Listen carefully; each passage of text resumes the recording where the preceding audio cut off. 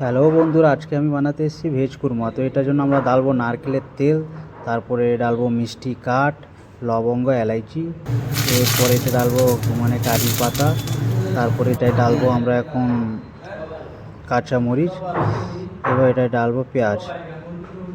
এবার এটাকে ভালো করে মিশিয়ে নেব যাতে হালকা ব্রাউন কালার চলে আসে। তো আদা রসুনের পেস্ট ভালো করে মিক্স করব আমরা। মিক্স করার পরে এটায় ডালবো লবণ, তারপরে আমরা ডালছি হলুদ গুঁড়ো, এর বাদে ডালছি গরম মশলা হালকা পরিমাণ, তারপরে হয়ে গেল এটা আমাদের সুগার মানে চিনি, তারপরে এটা হয়ে গেল সুগারটা কমে গেছিলো তাই আবার ঢেলে দিলাম। তো এটা হয়ে গেল কাশ্মীরি চিল্লি, তারপরে আমরা ডালবো মরিচ গুঁড়ো।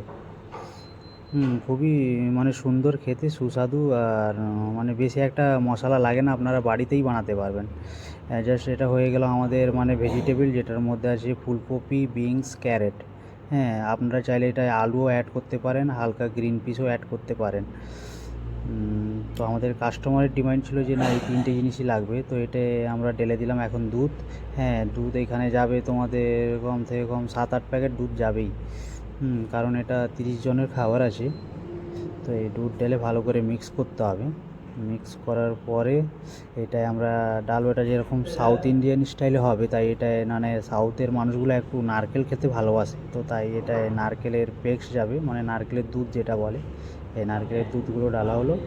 তারপরে এটায় যদি হালকা লুজ হয়ে যায়, যদি মানে বাড়িতে বানান হালকা লুজ হয়ে যায়, তাহলে অল্প ময়দা মিক্স করে এটায় ঢেলে দিলে হালকা টাইট হয়ে যাবে, সেটা নিয়ে কোনো বড় সমস্যা নেই। এরপরে আমরা ডালবোটায় আর কেজিটা ডালা হয়ে গেছে, আপনারা দেখতেই পেয়েছেন।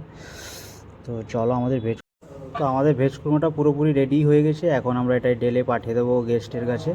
তো থ্যাংক ইউ আমার ভিডিওটা দেখার জন্য। আর আপনারা সবাই কমেন্ট করে বলুন যে ভেজ কুর্মাটা কেমন হলো, আর আপনারা বাড়িতে বানান খান। খুব একটা দারুণ রেসিপি। তো থ্যাংক ইউ।